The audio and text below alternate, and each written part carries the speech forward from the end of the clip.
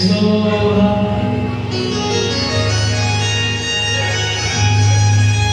इसी रामचरितमानस में छंद सोरठा सुंदर दोहा है। जे गावहि चरित समारे, जे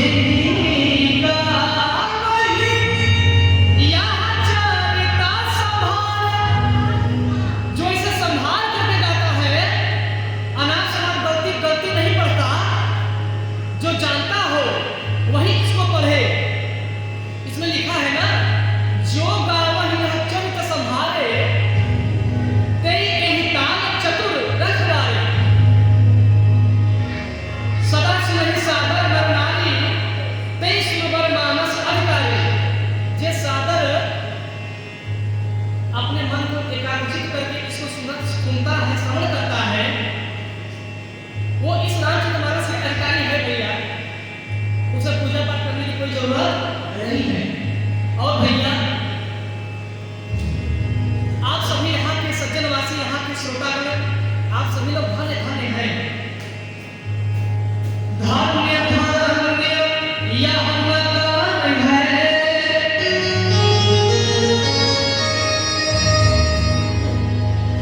धन्य धन्य बांसगांव नगर है, और जहाँ तुम्हारी नाम श्रोता कौन कहे, तरी जान यही धाम।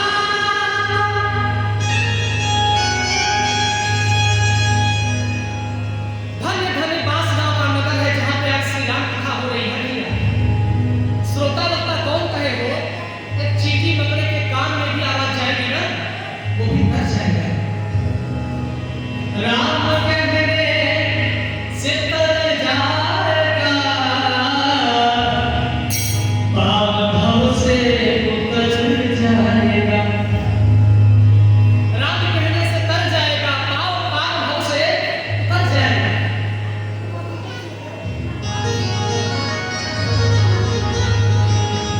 इस प्रकार कथा चार घाट पे हो रही है। यह श्री राम कथा, यह थी मानस की महत्व। चार जगहों पर कथा हो रही है।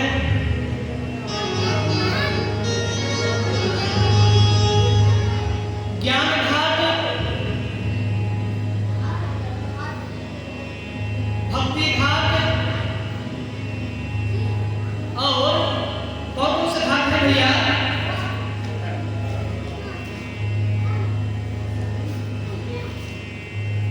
चार घाटों पर कथा हो रही है। एक जगह तो कथा कह रहे हैं गोस्वामी तुलसीदास जी। कहाँ पे?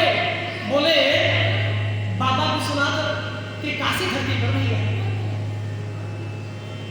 श्रोता कौन है? श्रोता है, 5 श्रोता है वहां। कहाँ? काशी धाम, जहाँ पे गोस्वामी तुलसीदास महाराज जी कथा कह रहे हैं। पहले श्रोता है बाबा विश्वनाथ, दूसरे श्रोता है वहां पे बाबा काल भैरव, स्वयं काशी के कोतवाल, और तीसरे श्रोता कौन है? बोले तीसरे श्रोता है भैया मां पूरा, और चौथा श्रोता बोले संकट मोचन हनुमान जी महाराज हो भैया। मेरे हनुमान जी महाराज पीछे हटने वालों में से नहीं है। जहां जहां राम कथा होता है, कोई मनुष्य कथा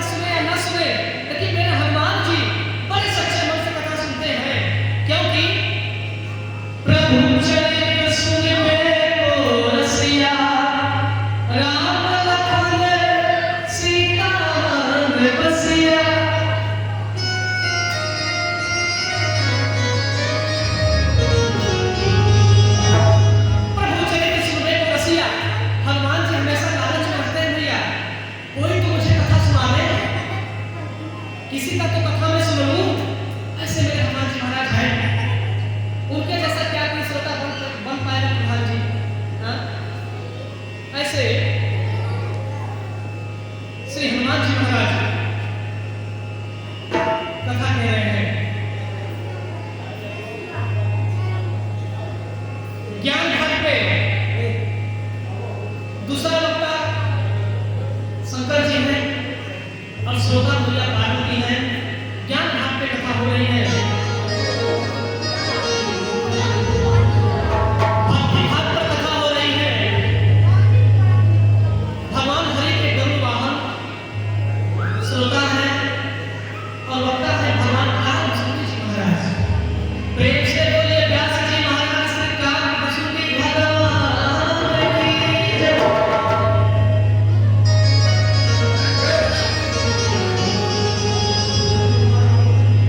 ये माइक अपने पास रख लीजिए, जयकारी बीच में बुला करिए, अपने पास रखिए।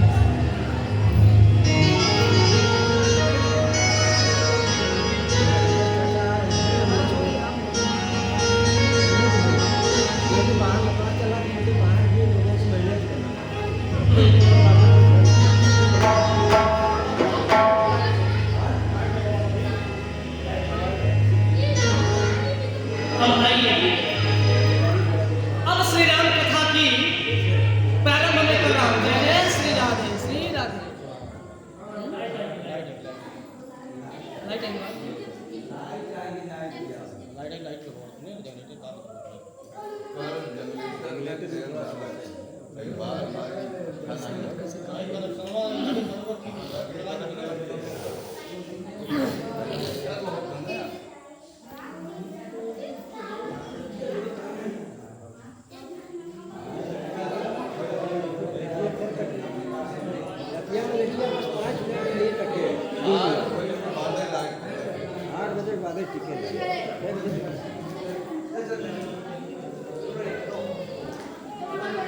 बैठा रह जा सबके लाइट लगाना।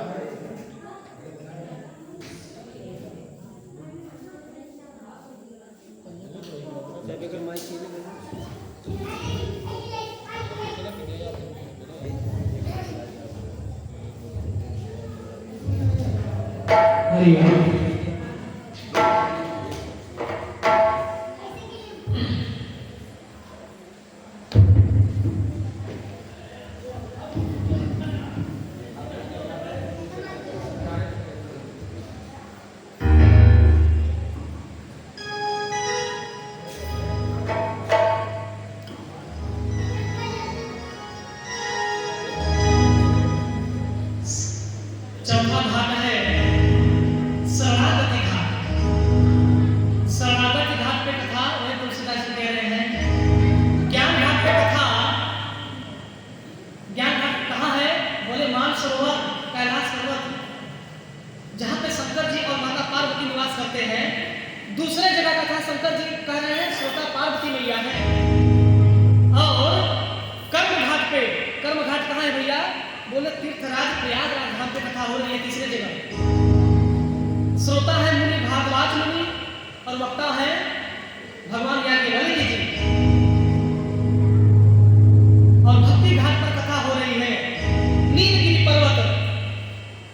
वक्ता है पूज्य महाराज कालभूषण जी महाराज और श्रोता कौन है? श्रोता कौन है? बोले गरुड़ जी महाराज।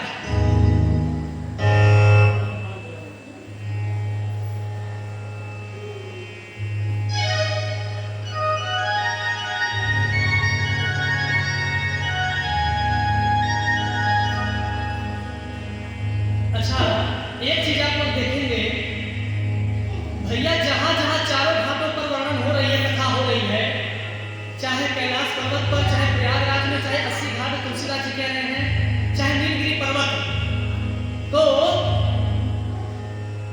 वक्ता सबसे छोटा है, श्रोता बड़ा है। देखिए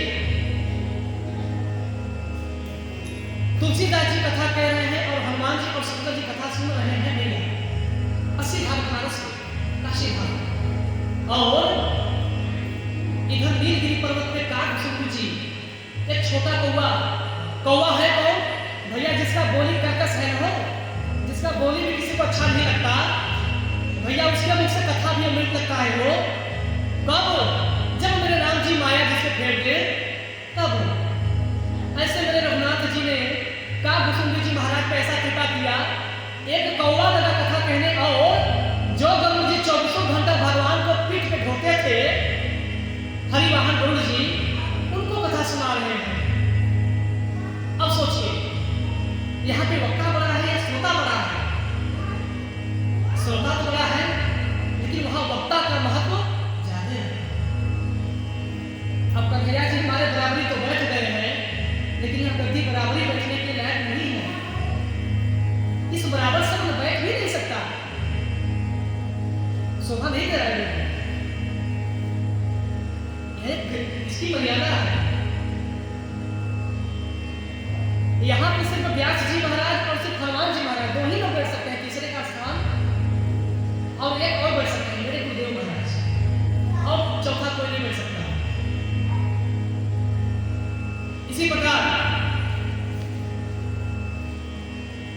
भारद्वाज मुनि बसहि प्रयागा, तुलसीदास जी ने कथा तो कह दिया। अब तुलसीदास जी ने बोला कि हे सज्जनों, अब मैं वह आपको कथा सुनाने जा रहा हूं जो भारद्वाज मुनि को याज्ञवल्क्य मुनि ने बड़े आदर पूर्वक के साथ बताया। लेकिन वहां हुआ क्या?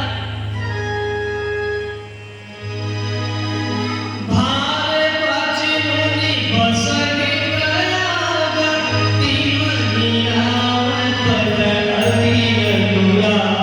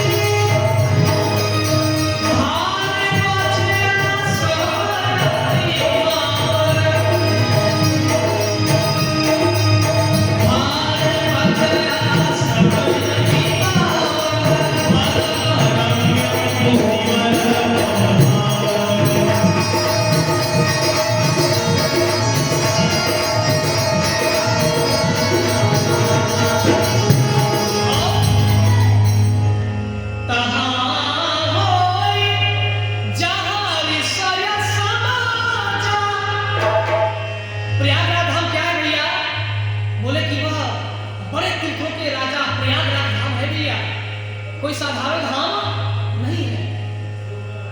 ऐसे प्रयागराज धाम पे, वहां जहां पे सारे ऋषि मुनियों का समागम बैठकी होता है, समाज जुटता है, यही प्रकार भरमाग नहाही पुलिस सब निज आश्रम जाही।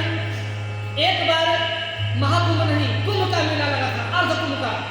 तो एक बार सारे ऋषिगण आए और नहा करके अपने अपने घर चले गए। फिर 144 साल बाद महाकुंभ का अवसर आया। उसी महाकुंभ में नहाने दूर दूर से, देश देश से तपस्वी ऋषिगण, साधु संतगण आए। और इधर भारद्वाज मुनि क्या किए, जब सब लोग तीर्थों में कुंभ में स्नान करके अपने अपने घर जाने लगे, तो भारद्वाज मुनि उन ऋषियों में से एक याज्ञवल्क्य मुनि है भैया, जग विलोकी मुनि परम विवेकी, भारद्वाज नामे उपदेती।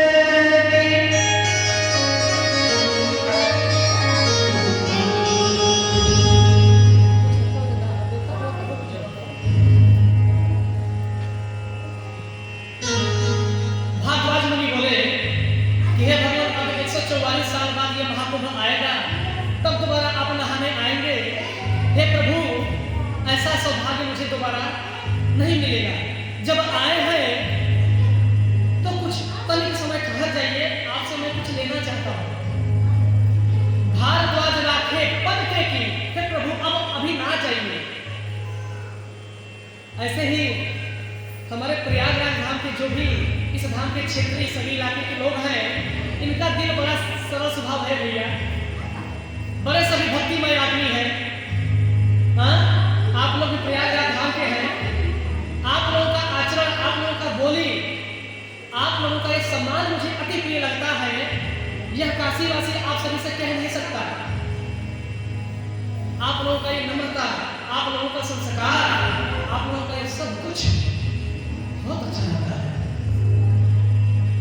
उसी प्रकार भारद्वाज मुनि का इसका, जैसे आप लोग नम्र निवेदन है, सज्जन है, शिक्षित है और विद्वान भी है, वैसे ही भारद्वाज मुनि भी भैया बड़े धीर गंभीर है, ज्ञानी है, परम विवेकी है।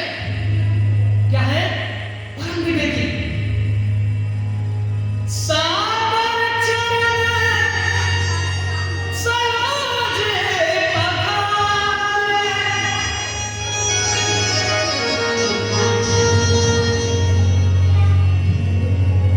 अति पुनीत आसन बैठाए। सागर चरण सरोज पधारे, अति पुनीत आसन बैठाए।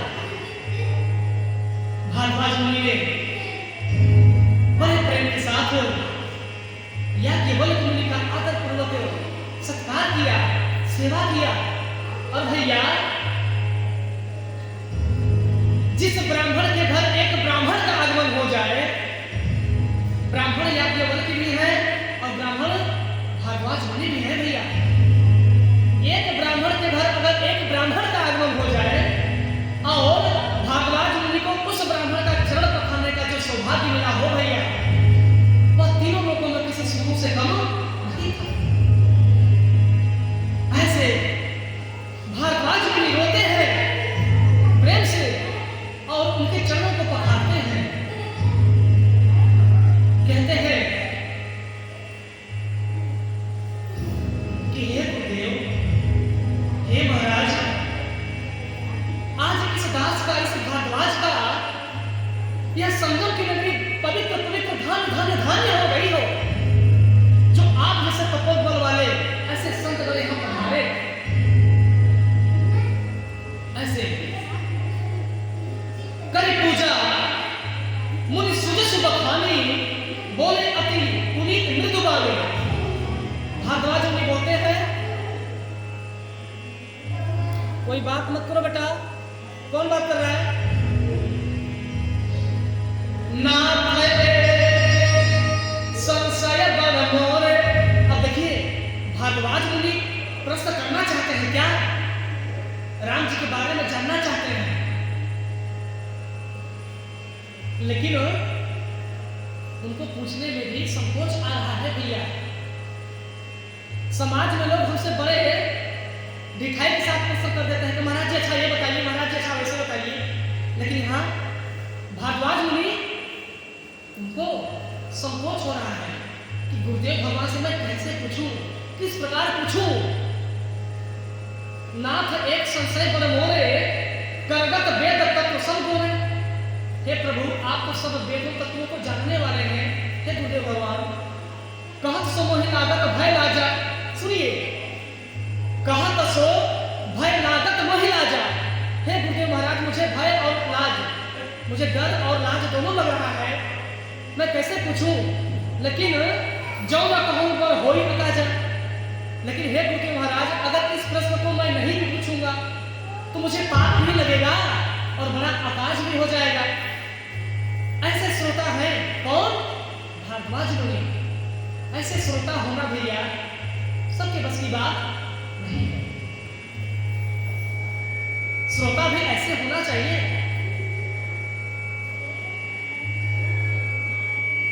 फिर भारद्वाज मुनि क्या किए?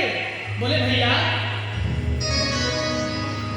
असविचार प्रकटम निज मोह हर हाथ करे जान पर छो।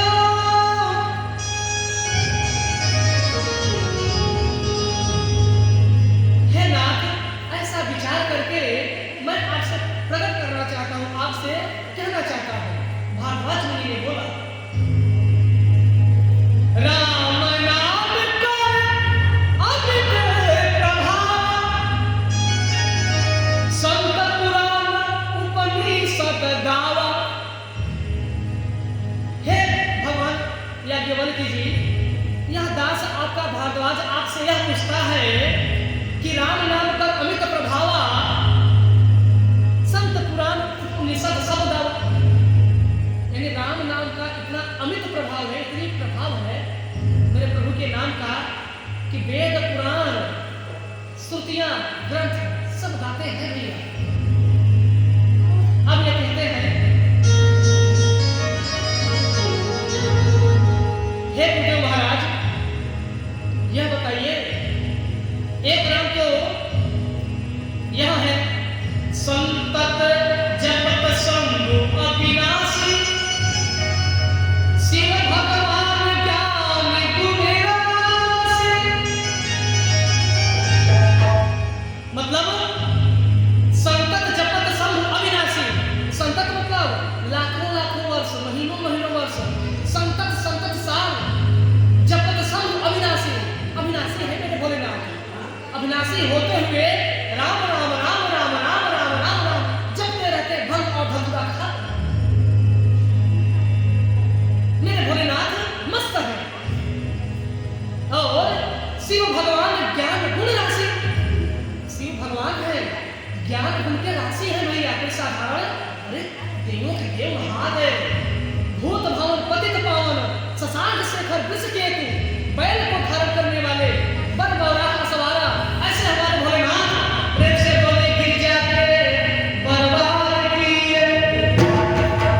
ऐसे शंकर जी भैया राम राम राम राम जपते हैं। तो हे गुरुदेव महाराज, क्या वे राम दूसरे हैं कि कोई और राम है जिनको शंकर जी जपते हैं? शंकर जी जिसको जपते हैं अर्थात कोई छोटा मोटा वो व्यक्ति नहीं है, देवों के देव महादेव। लेकिन भारद्वाज मुनि बड़े सरलता के साथ यह प्रश्न करते हैं।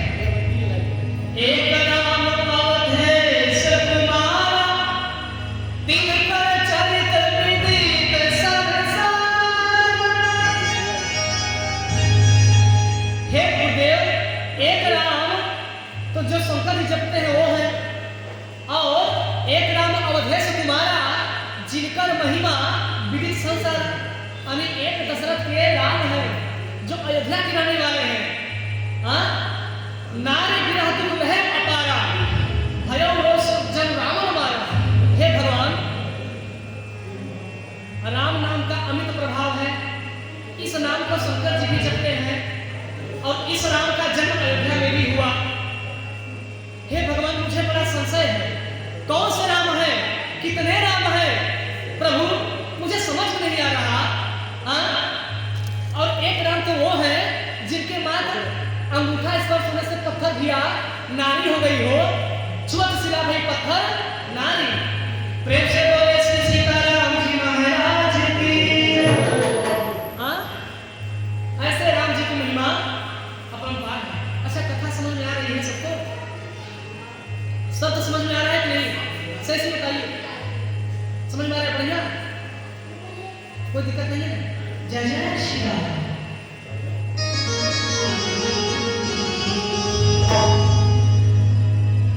भारद्वाज मुनि कहते हैं जैसे मोर भ्रम भार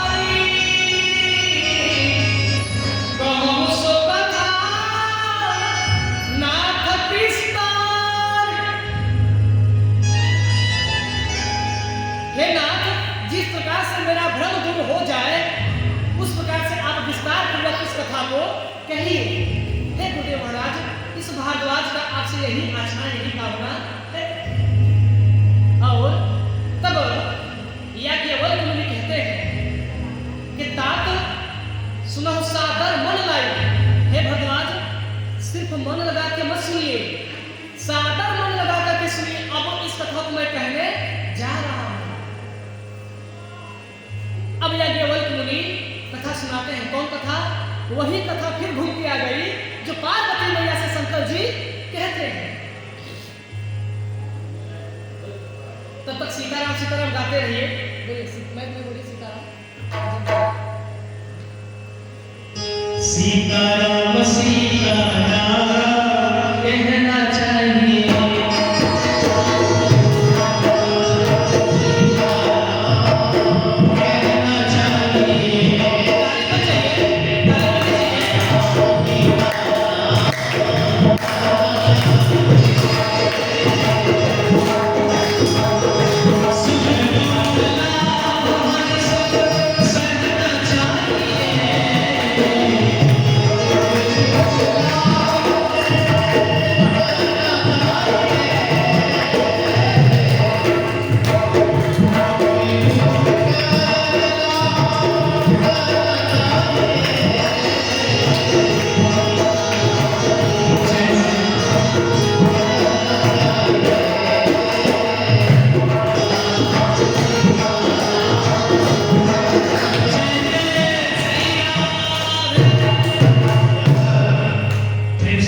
सीताराम जी महाराज की।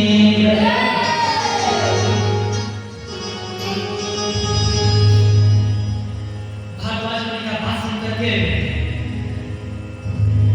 याज्ञवल्क्य मुनि बड़े प्रेम के साथ उनको कथा श्रवण कराते हैं कि हे भारद्वाज मुनि, जिस प्रकार से आपने यहाँ आज हमसे प्रश्न किया, इसी प्रकार ऐसे संशय किन्न भवानी महादेव तब कहा बखानी। भवानी कौन है? बोले सती मैया। जब पार्वती मैया का जन्म नहीं हुआ था, यानी पूर्व अवतार में पार्वती मैया सती जी थी।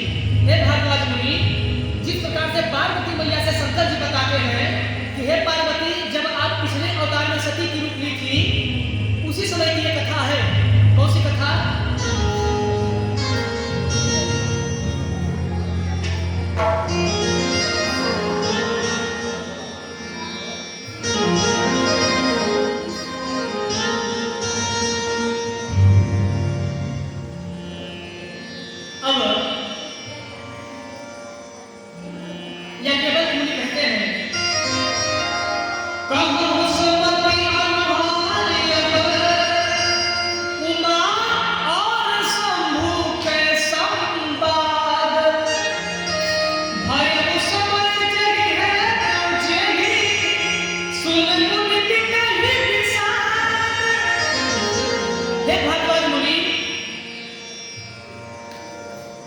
जिस प्रकार से उमा और महादेव का संवाद हुआ था, वही मैं कथा सुना रहा हूं।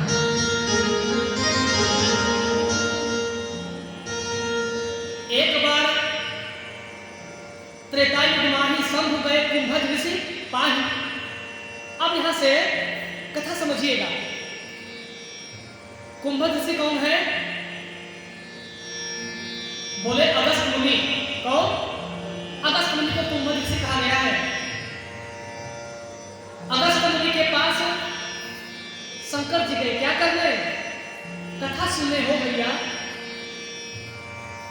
अब कहां शंकर जी अथाह सागर और कहां एक छोटे से ऋषि वह शंकर जी को क्या कथा सुनाएंगे हो भैया। लेकिन महादेव सुनने जाते हैं, क्योंकि उनके मन में बड़ा बनने का अहंकार नहीं है। शंकर जी सरल बन के कथा सुनने जा रहे हैं। शंकर जी नम्र अज्ञानी, क्योंकि गुरु छोटा हो या बड़ा, उसके सामने झुक करके उससे ज्ञान लिया जाता है, अहंकार में नहीं। राधे राधे। आप गुरु के पास जाएंगे गुरुदेव ये बताइए तो ये कैसे है? 2 + 2 जोड़ेंगे तो 4 हुआ, कितना होगा? तो बेचारे गुरुदेव तो स्वयं कहेंगे कि ये मुझे ही सिखाने आ गया, अब मैं क्या सिखाऊं? हाँ, भाव होना चाहिए। भारद्वाज ने प्रश्न किए, लेकिन उनको पूछने में शर्म आ रही थी, उनको लाज भी लग रहा था और डर भी लग रहा था। ये एक मर्यादा है, यह एक गरिमा है। ऐसा गरिमा, ऐसा मर्यादा अगर हर व्यक्ति के जीवन में आ जाए तो क्या है? बोले उसका जीवन तो ही रामचरितमानस हो गया भैया। और मानस कहाँ है? उसी प्रकार कहते हैं, उसी प्रकार एक बार त्रेता युग माही संग गए कुंभज सिपाही, संग सती जग जननी भवानी, पूजे जे अखिलेश्वर स्वामी, पूजे जे अखिलेश्वर स्वामी। अखिल भारतीय विश्व कारण करण, पूरे ब्रह्मांड का भरण पोषण करने वाले स्वयं भोलेनाथ एक छोटे से ऋषि के पास जाते हैं, कथा सुन रहे हैं। सोचिए कितनी बड़ी सोच की बात है। क्या भारद्वाज ने कथा सुनाने के लायक है? नहीं ना। भगवान को तो स्वयं कथा याद है, शंकर जी को वो तो स्वयं कथा जानते हैं, फिर सुनने की जरूरत क्या है? बहुत लोग कहते हैं कि मैं बहुत रात कथा सुना हूँ, बहुत रामलीला देखा हूँ, मैं बहुत दान किया हूँ, मैंने बहुतों को खिला दिया अपने दरवाजे पर। अरे भैया, जब तुम कह दिए तो कुछ नहीं किए। भगवान का आरती उतार करके आप बोलेंगे कि अरे भगवान क्या बोलेंगे, भगवान क्या बात करेंगे, भगवान का मैंने तो आरती उतारा, तो उस भक्ति का क्या मतलब रहा हो बाबूजी? उस भक्ति का क्या मतलब रहा? कोई मतलब नहीं रहा। कभी भूखे को जग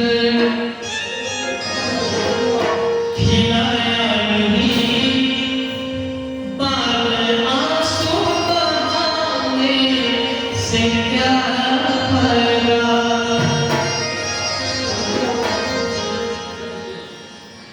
मैं तो मंदिर गया, पूजा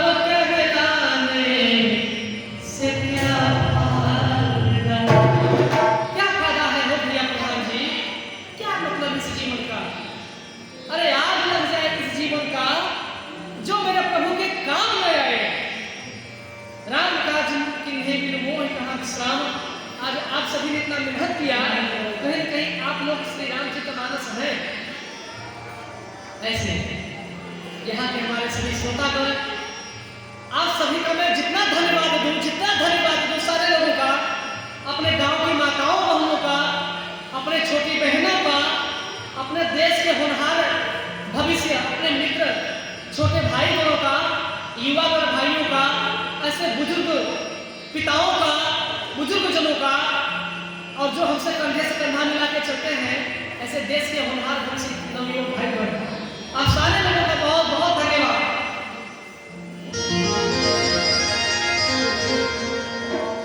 राम कथा मुनिवर जी बखानी, सुनि महेश परम सुख वाणी।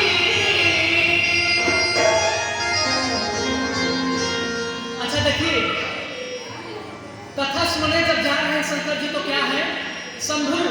क्या है? शंभु है। जब कथा सुनने जा रहे हैं तो शंकर जी महेश नहीं है, क्या है? शंभु। एक बार त्रेता युग माही शंभु गए कुंभज ऋषि पाही, संग सती जग जननी भवानी। यानी तुलसीदास जी बताए हैं कि शंकर जी अकेले कथा सुनने नहीं गए, साथ में सती मैया भी गई हो भैया। कौन गए? सती मैया भी गई। लेकिन सती मैया कथा सुन नहीं पाए। कारण कोई बीच में इसी तरह कथा हो रहा था और पार्वती मैया को कोई खोद खोद कर लगा परेशान करने। अब जैसे मैं कथा कह रहा हूँ, आप लोगों का मन भटक जाए, यही तो सबसे बड़ा पाप है। सबसे बड़ा पाप है, किसी का मन भटकना नहीं चाहिए, सबका कथा में मन होना चाहिए। कथा को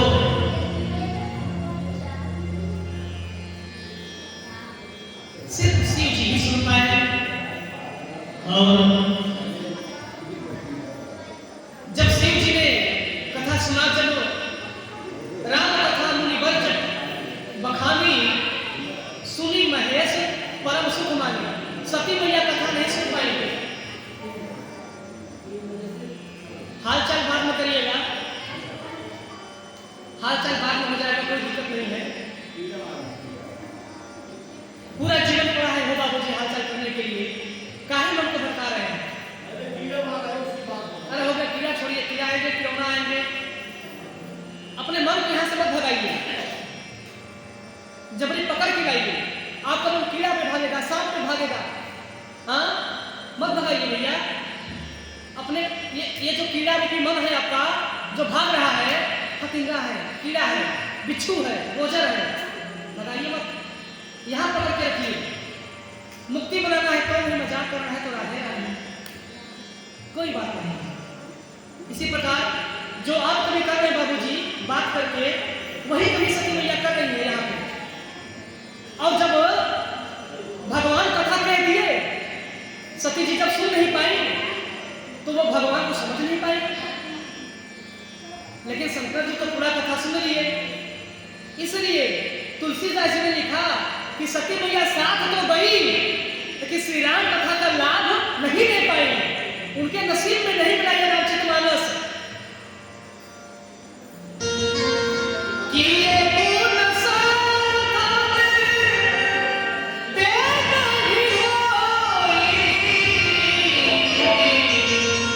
भैया ये राम कथा कोई साधन नहीं है, वो बाजार में खरीदने में नहीं मिलेगा।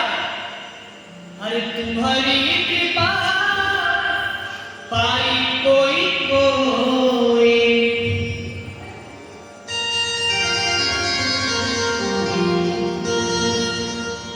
भगवान की भैया कृपा सब पे नहीं होती हो, और जब हो जाती है ना तो ऐसे ही लोग आकर के राम कथा में बैठते हैं, ऐसे ही लोग राम कथा सुनते हैं।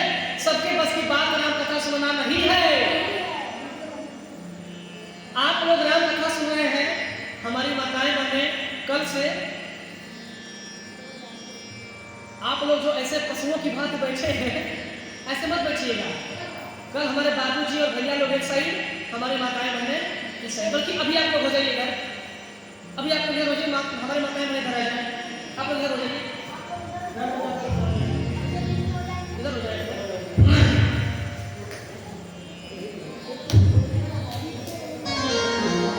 माता जी आगे आ जाए, आगे आ जाए, आ जाए, आ जाए।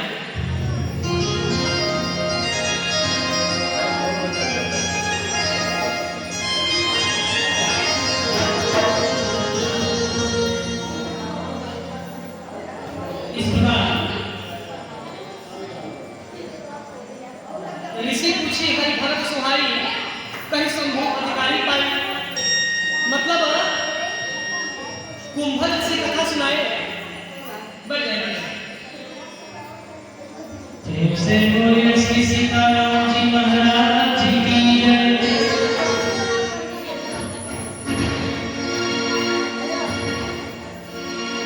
प्रभु की कथा सुनाने वाले,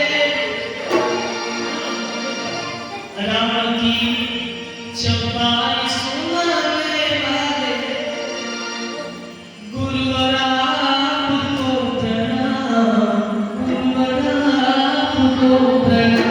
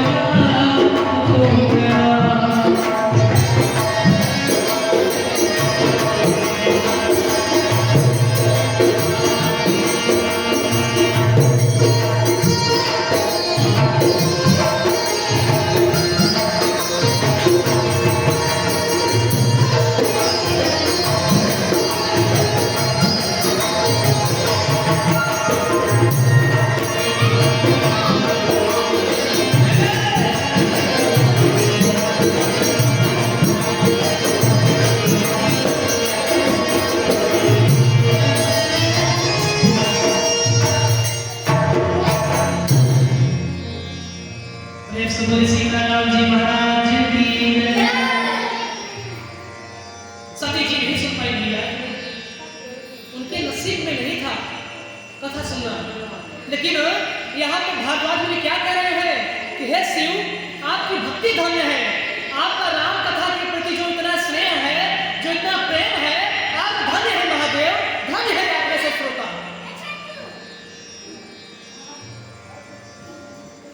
ऋषि पूछिए हरि भरत सुहाई, मतलब कुंभा ऋषि पूछते हैं कि हे शिव जी क्या कथा अच्छा लगा? तो शंकर जी बोले कि हे भगवान, हरि भक्ति सुहाई, मुझे बड़ा प्यारा लगा। ये राम कथा रूपी जो गंगा बह रही है आज लखनपुर बास गांव में, यह किसी प्रयागराज धाम के महापुरुष संगम से कम नहीं है भैया। स्वयं संगम की मैया नदियां भी सुनने आ जाती हैं।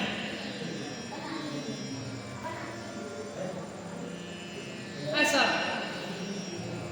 श्री रामचरितमानस का एक पवित्र रसधारा प्रवाहित हो रही है। समय भी काफी हो रहा है, अभी तो कहने को मैं 4 घंटा कथा कहूंगा, क्योंकि मेरे माताओं बहनों को एक क्या है कि मेरी माताएं बहनें भैया घर की लक्ष्मी है। एक बार मेरी माताओं बहनों के लिए आप लोग ताली बजाइए। और क्योंकि इस धर्म कर्म में अगर मेरी माँ बहनें नहीं है तो राम कथा अधूरी है भैया। जहां पे लक्ष्मी नहीं है वहां पे मेरे प्रभु भी नहीं है। ऐसी नारी शक्ति माता सती अनुसुईया के राह पर चलने वाली ऐसी हमारे सती तपति को हमारी माताएं बहनें, छोटी बहनें, सभी श्रोतागण, आप सारे लोगों का सा हृदय बहुत बहुत धन्यवाद, बहुत बहुत आभार, बहुत बहुत धन्यवाद, बहुत बहुत आशीर्वाद सबको। इधर